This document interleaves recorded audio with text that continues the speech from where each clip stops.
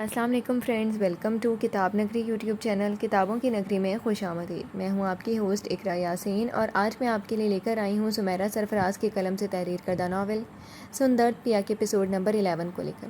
اس episode کو start کرنے سے پہلے آپ جلدی سے کر لیجیے ہمارے چینل کو سبسکرائب، ویڈیو کو لائک اور کلک کر لیجیے بیل آئیکن کو۔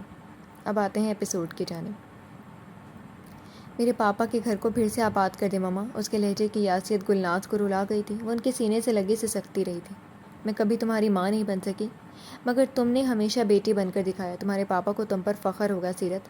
وہ آج رو رہی تھی۔ سیرت کے رونے میں اور شدت آ گئی تھی۔ شامل خاموش بیٹھے دونوں کو دیکھتے رہے۔ 2 دن بعد وہ عمرے کے لیے جا رہے تھے۔ سیرت ان سے ملنے کے لیے آئی تھی، مگر در حقیقت اس کے آنے کا مقصد اپنا سب کچھ گلناز کے حوالے کرنا تھا۔ اب واپس آ کر انکل کے ساتھ میرے پاپا کے گھر شفٹ ہو جائیے گا، مجھے خوشی ہوگی۔ وہ آج بھی کھل کر نظریں ملا کر ان سے بات نہیں کر پاتی تھی۔ اس کی بات پر شامل نے نظر اٹھا کر اس کا چہرہ دیکھا۔ وہاں آج بھی ایک جھجک تھی، ایک خوف تھا۔ شامل سے مزید برداشت نہیں ہوا تو اٹھ کر اندر چلے گئے۔ ان کے جانے سے جیسے سیرت کے چہرے پر ایک سکون کا سایہ لہرا گیا۔ گلناز نے بہت شدت سے اس کی کیفیت کو محسوس کیا تھا۔ رافع پہنچ گیا؟ گلناز نے ماحول بدلنے کی خاطر اس سے پوچھ لیا۔ شاید پھپھو سے بات ہوئی تھی۔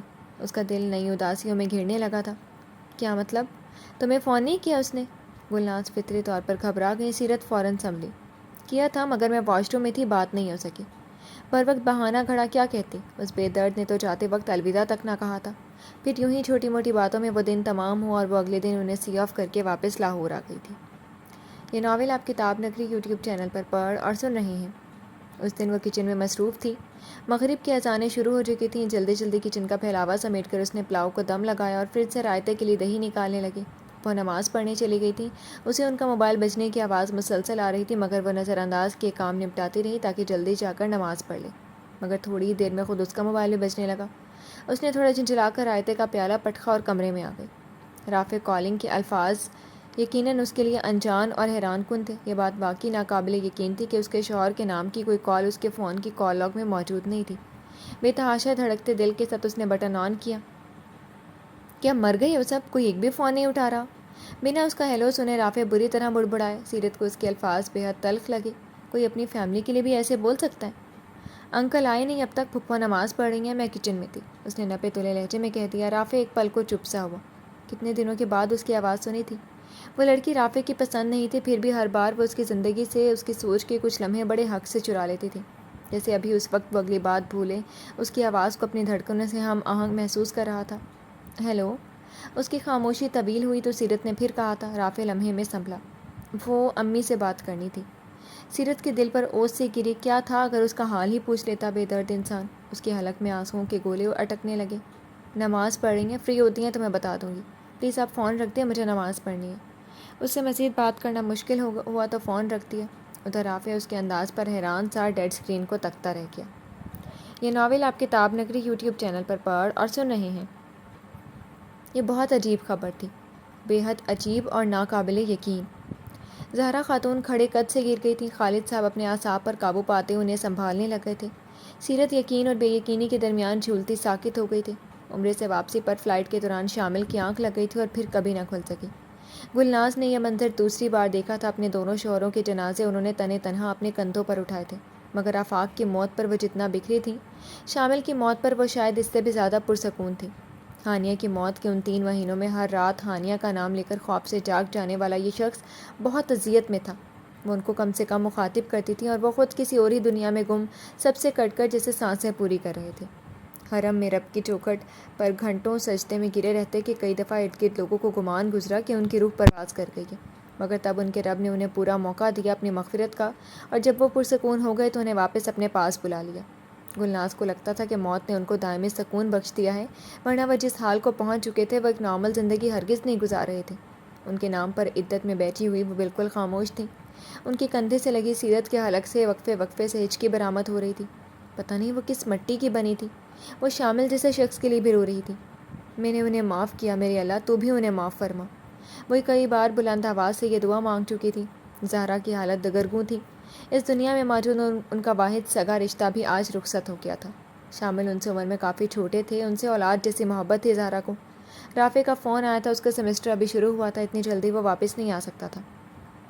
زہرا سے زیادہ بات نہیں ہو سکتی تھی، وہ رونے لگتی تھیں۔ خالد صاحب بھی ہر بار اس کی تسلی کرا دیتے۔ وہ ماں کے لیے پریشان تھا، حالانکہ امبر یہیں تھی، مگر سب سے اتنا دور بیٹھے اس کی فکر الگ ہی تھی۔ سیرت سے بات کی تم نے؟ شامل کی موت کے 1 ہفتے بعد اس کا آج پھر فون آیا تھا تو خالد صاحب نے اس سے پوچھا۔ رافع ٹھٹک گیا۔ نہیں، اس سے بات نہیں ہوئی، اس نے سرسری جواب دیا۔ حالانکہ تمہیں اسے فون کرنا چاہیے تھا۔ یہ ایسی بات تو نہیں رافع جو مجھے تمہیں سمجھانی پڑے۔ بھول جاتے ہو کیا کہ ایک لڑکی کو اپنے نام پر یہاں چھوڑ گئے ہو؟ خالد صاحب خلاف عادت غصے میں آ گئے۔ رافع ان کا انداز کھولا گیا۔ آپ لوگوں کی مہربانی ہے یہ بھی، ورنہ مجھے کوئی شوق نہیں تھا کسی کو اپنے نام پہ چھوڑنے کا، اس نے ہمیشہ کی طرح بنا سوچے سمجھے جواب دیا۔ یعنی اب تک تمہارا دماغ درست نہیں ہوا؟ مجھے ایک بات کا جواب دو رافع، ساریہ نے تو تم سے شادی کرنی نہیں تھی، پھر کسی نہ کسی لڑکی سے تو تمہاری شادی کرنی ہی تھی نا، تو اگر وہ لڑکی سیرت ہے تو تمہیں اس سے کیا فرق پڑتا ہے؟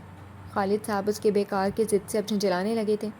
سیرت کے ساتھ اس کی لا تعلقی کسی سے بھی چھپی ہوئی نہیں تھی، وہ سیرت ہے اسی لیے فرق پڑتا ہے ابو۔ آپ لوگوں نے ایک بار بھی نہیں سوچا کہ میری اس سے کوئی مطابقت نہیں تھی؟ وہ ایک کم عمر بے وقوف سی لڑکی ہے، نہ کوئی تعلیم نہ کوئی سلیقہ، ہر وقت خوفزدہ شکل بنائے گھومتی رہتی ہے۔ مجھے اسے اپنے ساتھ لے جاتے ہوئے شرم آتی ہے۔ کاش آپ لوگ بھی اس فرق کو محسوس کر پاتے۔ وہ تکان بول رہا تھا۔ خالد صاحب کو جہاں بہت سی باتوں پر اعتراض تھا، وہاں یہ بات ان کے دل کو لگی کہ سیرت کی تعلیم ادھوری رہ گئی تھی اور اسی لیے اس کی شخصیت اعتماد سے خالی تھی۔ تعلیم تک میں تمہاری بات سے متفق ہوں اور اس کا انتظام بھی میں جلد کر دوں گا، لیکن یہ کہنا کہ وہ احمق ہے، بد سلیقہ ہے، یہ سراسر زیادتی ہے۔ اگر تمہیں پتہ ہوتا کہ وہ کس ٹراما سے گزری ہے تو تم فوراً اپنے الفاظ واپس لے لیتے۔ خالد صاحب اپنے رو میں بہتے کہہ گئے تھے۔ کیسا ٹراما ابو؟